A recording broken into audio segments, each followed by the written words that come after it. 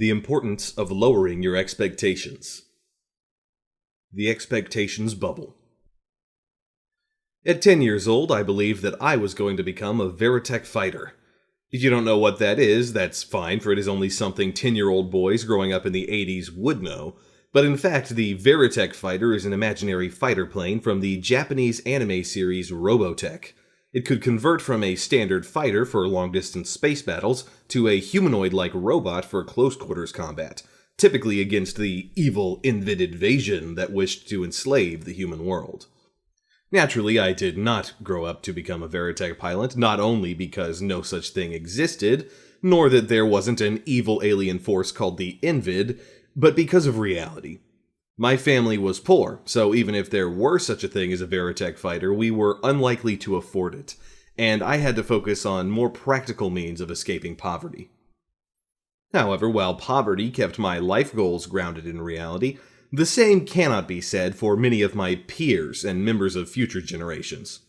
For while it was impossible for anybody of any generation to become a Veritech pilot, it was not necessarily impossible for them to become a famous singer, famous celebrity, highly paid athlete, president of the United States, or just plain social diva.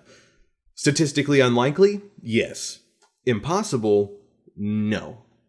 And so what ensued was a phenomenon that was not only insane, but increasingly so as time went on. Parents told their children they could become anything, because that was the nice thing to do. Teachers echoed their parents, telling them the same, because it would be mean to crush little Jimmy's dream of becoming the next Michael Jordan. Did you want to become a world-famous singer-celebrity? It was all possible according to the movies, MTV videos, and Madonna. And come graduation time, before children were shipped off to college, parents would buy their adult children the hilariously optimistic "Oh, the Places You'll Go" by Dr. Seuss. This child-age propaganda did not stop there, nor in its intensity. As time went on, it wasn't merely telling your children to aim high and chase their dreams, but to ensure at all expense your children's ego and self-esteem was never shattered. And so the successive generation, millennials, were treated to an even more potent dose of pie-in-the-sky poppycock that inflated their expectations. Participation trophies, no scores being kept, the elimination of red markers for grading papers, the elimination of grades, tutors, special ed teachers, everybody should go to college, and other outright lies that cowardly parents and teachers told their children/students their entire childhood lives. One would think it would stop there once the children grew up and went on to college, having their childish dreams and expectations smashed by reality. But the machine driving the expectations bubble was just firing up. First, media and Hollywood couldn't have young people think that they couldn't chase and inevitably realize their dreams, especially women. Ergo, they created even more movies where the good guy always wins, the girl gets the rich husband in the end, and everybody makes $100,000 a year while serving coffee at the Central Perk. Second, academia needed these now adult children, especially women, to believe that the key to achieving their dreams was a college education. And not just a college education, but preferably an advanced degree through college education. 23-year-old girls just couldn't become a $250,000 a year fashion writer for Vogue in Manhattan without a master's degree in creative writing. And 22-year-old boys just couldn't become the next Kurt Cobain without getting a degree in music theory. They needed the guidance and promise of success from adult theoreticians posing as professors. But don't worry, once you get your college degree, you were guaranteed not only to get a job, but finally, after nearly 2 decades of schooling, live your dream. Third, we can't forget this entire time what the fashion, movie, and sex industries were telling these kids. Women were entitled to strong but sensitive but not too sensitive men who could read minds, were all millionaires, preferably billionaires, looked like Brad Pitt, voted Democrat, wanted sex but only when the women wanted to have sex, and wanted to wait until she was ready to have children, and would magically show up and be ready to marry when she was ready to take a break from her fabulous writing career at 32 years and 7 months. Boys were fed the lies that women liked kind, sensitive, caring men who voted Democrat opened doors for girls, and wrote poetry. And as long as you did that, you would be guaranteed to have that hot, sex-addicted nymphomaniac that you've come to expect from watching increasing amounts of internet porn. Besides, who can blame them? According to their teachers and parents, they were the greatest people to ever grace this earth. Besides, they had college degrees and were going green, and that ensured they'd have great love lives. And finally, politicians. What politician is going to win over this voting bloc by pointing out things like debt to GDP ratios, unfunded liabilities, government spending as a percent of GDP, or labor force participation rates? None. And that's why there was a lot of talk about hope and children are the future without a lot of hard math and statistics based in reality. When you threw it all together, it was the biggest lie ever told. Previous generations had so misled their children about what they could expect and were entitled to by the future that nearly everybody in the entire country had expectations that greatly exceeded what reality was ever capable of giving them. But worse, it was about every aspect of their lives. Career, education, love life, family life, health, finances. Nearly everyone in the United States of America is so delusional that this expectations bubble dwarfs that of the housing or .com bubbles, and like all bubbles, when they burst, there will be pain. Why did this happen? Before we move on to solutions to the expectations bubble, we need to know how and why it formed in the first place. And the answer is threefold and very simple. Number 1. There's profit to be had in them there lies.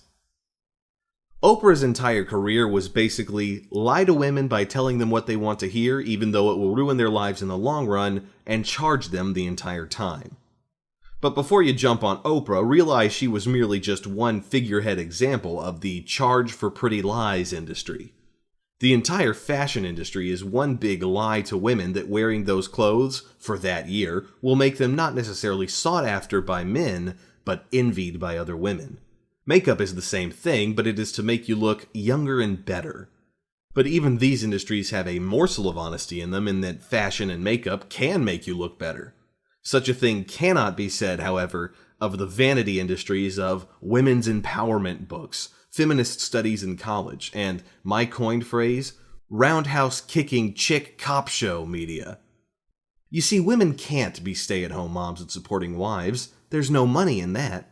Corporate America needs women to have their own salaries and outsource their children. So, 1, they can make billions in child outsourcing daycare center profits. 2, they can make billions on fashion sales for vain products like purses and handbags. 3, they can make billions on second and third cars. 4, they can make billions on the car loans to pay for those second and third cars. 5, they can make trillions on selling you more house than you need. And 6, they can make trillions on selling women worthless liberal arts degrees. So you see, we need to mold women's expectations into having it all, even though not one woman in history of the world has ever pulled that off successfully. But before we mock women, men are just as easily duped and to blame. It may not be a Prada purse he buys, but he'll blow 10 times that amount on a fancy car.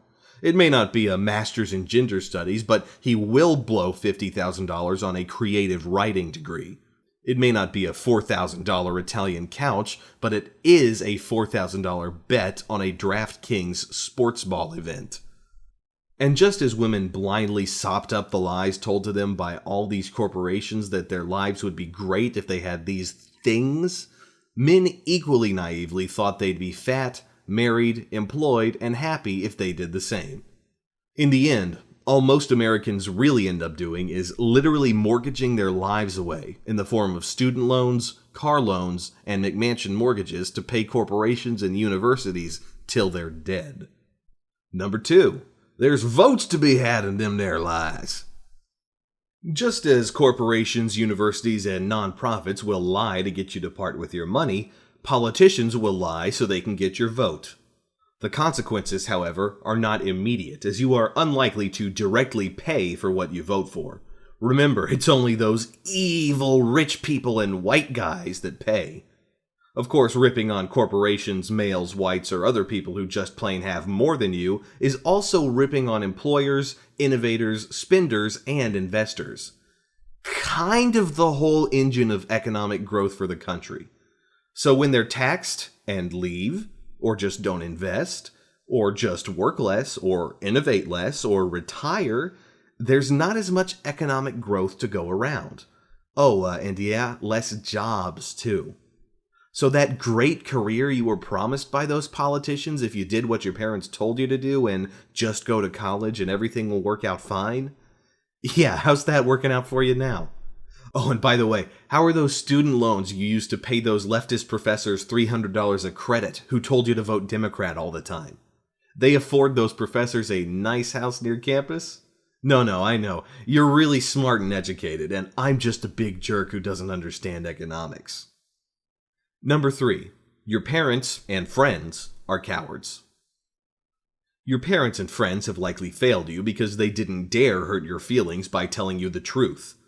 This is cowardice on their part because whatever temporary measure of ire you may have sent their way for telling you a harsh truth was enough to deter them to idly stand by and watch you go down a path that would ruin your life.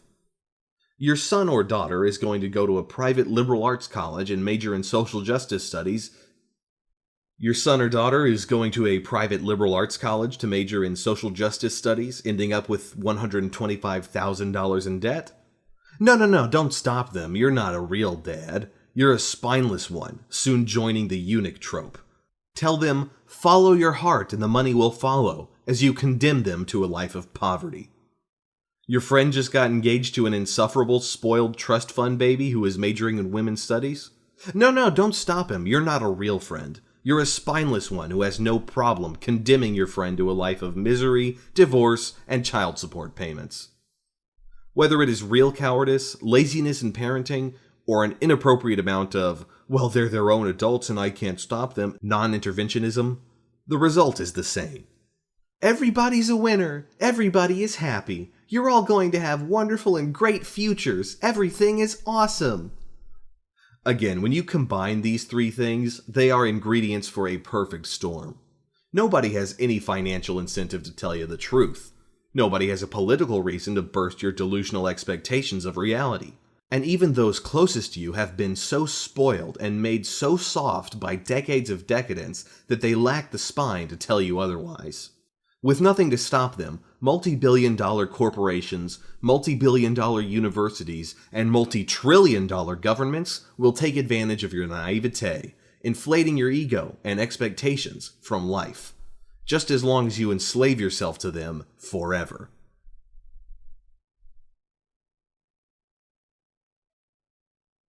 What are the costs? The costs are what you'd likely expect from the world's largest bubble. The world's largest price. I cannot think of, at any point in time, bar maybe the mass starvations caused by communism and the 2 world wars, that would come close to what the United States, and to a larger extent, Western civilization, will pay for their delusions. However, regardless of the price, it will be paid in 2 ways, mental and financial. Mentally, we are already paying the price. For those of you who got through high school, graduated from college, did what you were told, and went into debt doing so, you are already suffering for the lies, deceit, and delusion that was cast upon you. Like many 20-somethings, you are wondering, what did you do wrong? Why isn't life going the way you were told it would go? Where is your job? Where is your mentally stimulating career? Where are the droves of women/men that you were to date? And this confusion isn't something simple like, why isn't my car starting? This is a life-crushing experience, as for the past eternity of your life, you have been lied to, and thus programmed to think a certain way.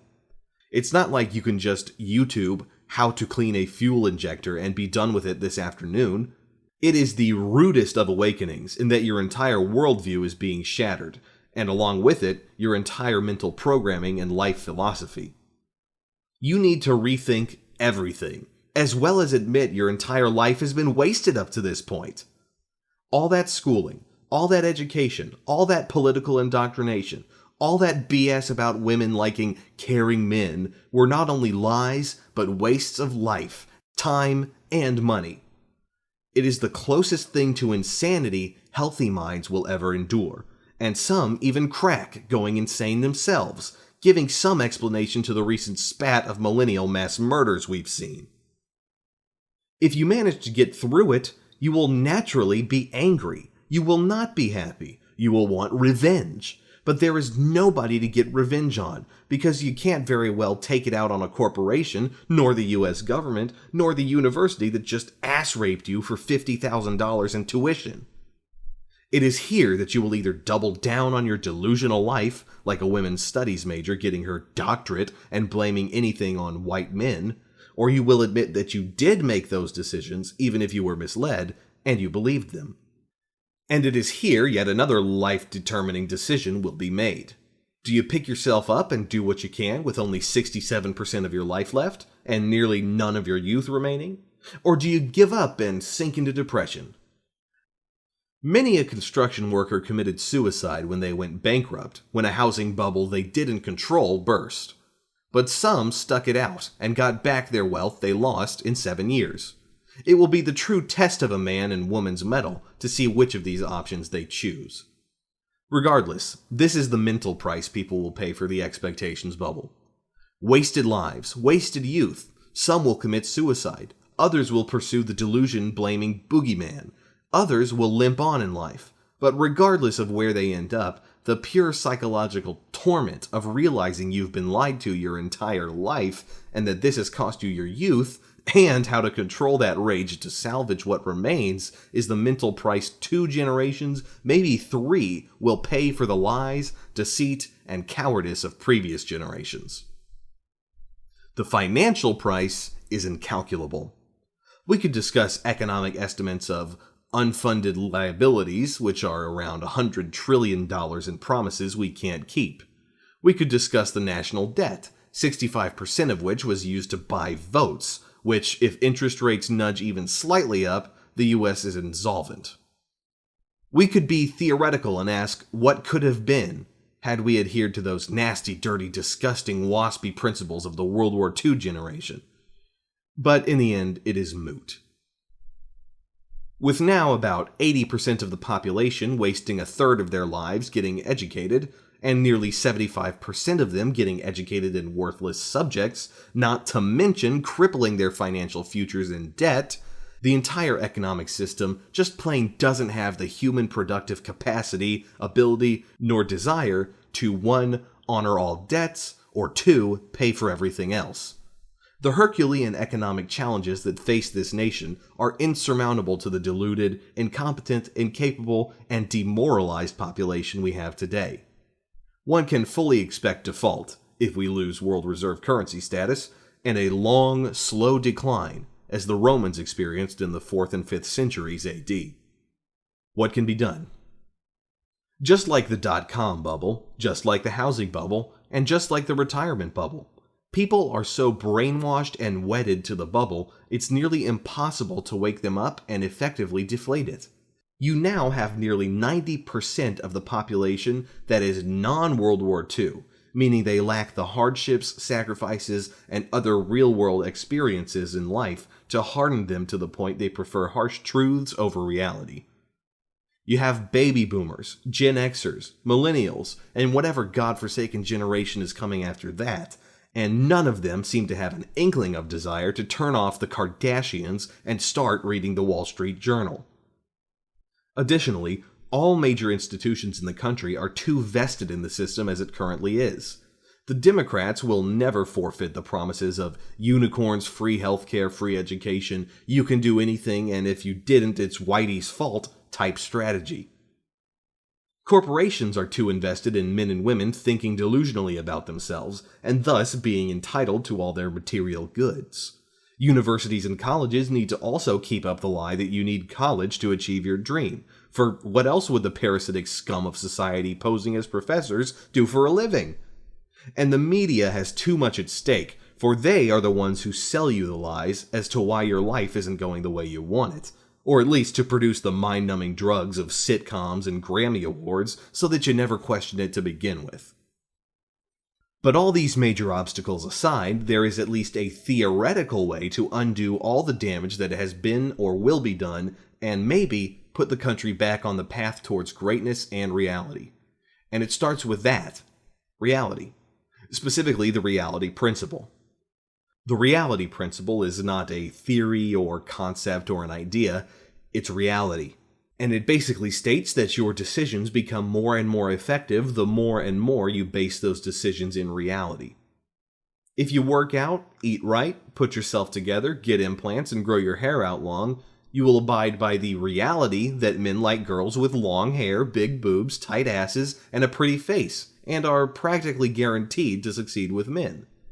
If you instead lie to yourself and claim that beauty is a social construct as you wharf down your fourth cheeseburger, cut your hair short, wear military boots, and pierce your nose on your way to the latest fat acceptance meeting, you will fail with men. But the crux of the reality principle is not the simple common sense that it implies. It is pursuing the reality principle in spite of our wishes, desires, biases, predispositions, wants, and preferences. For example, it's very easy for me to acknowledge women want an in-shape guy with big muscles who makes a lot of money, is charming, talented, and charismatic. It's another thing for me to run 6 miles, lift weights the next day, pursue a degree in engineering, work 60 hours a week to make money, while picking up dance classes and practicing Cary Grant lines to meet those standards, which I have, by the way. Ergo, it's not the concept of basing decisions in reality as much as it is accepting the criticism and responsibilities it forces on us. Do you want to have a job after college? Tough luck. You have to study hard disciplines in STEM, engineering, and math. Do you want to have that hot nymphomaniac babe you see on the internet?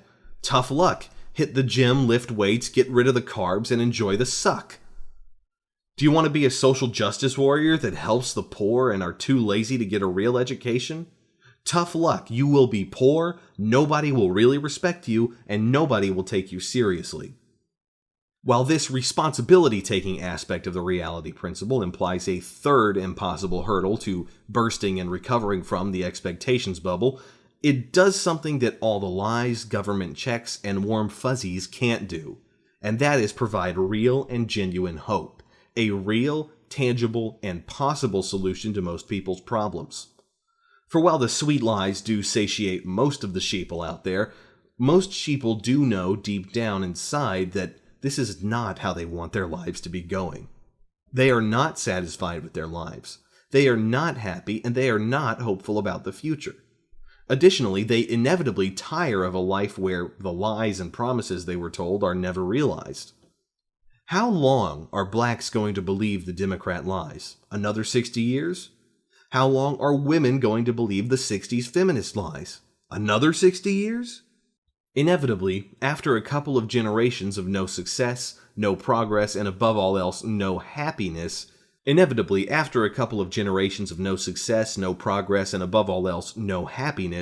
they will start to question the lies they've been told. Which, in part, explains my disproportionately high black male readership, as well as loyal contingent of women who want to be traditional housewives. In other words, lies and deceit do not work in the long run, no matter how good they feel. And if we are in a very Trump-like way, direct, unapologetic, and blunt about it, being honest and pointing to reality at least gives everybody a realistic and understandable roadmap to success. It is only those who are truly delusional or so vested in their ideology that they will want to continue to live the lies, for that is all they have ever known in their lives. Ergo, to reach this society-wide level of epiphany requires one simple thing: a sustained adherence to and broadcasting of the reality principle by various independent media outlets, philosophers, bloggers, podcasters, teachers, and above all else, parents. Again, what we offer is not as sweet-sounding as The Glass Ceiling, or You Can Have It All, or Nobody's Too Good for My Little Princess, but it is based in reality. In theory, slowly but surely, people will realize pursuing becoming the next Miley Ray Cyrus, only to be unemployed and singing karaoke, is not as good as aiming to be an electrician and actually becoming an electrician. Or aiming to be an elite investment banker at Goldman Sachs, only to make it into a fourth-tier commercial bank, is not as good as aiming to be a cop and actually becoming a cop. It is simply telling our fellow loved one, or even our fellow man, that they need to lower their expectations in line with reality. Not because we wish to rain on their parade, but because we wish to save their lives and spare their youth from the destructive forces of delusion. And if that is too hard to sell to the American public, so be it.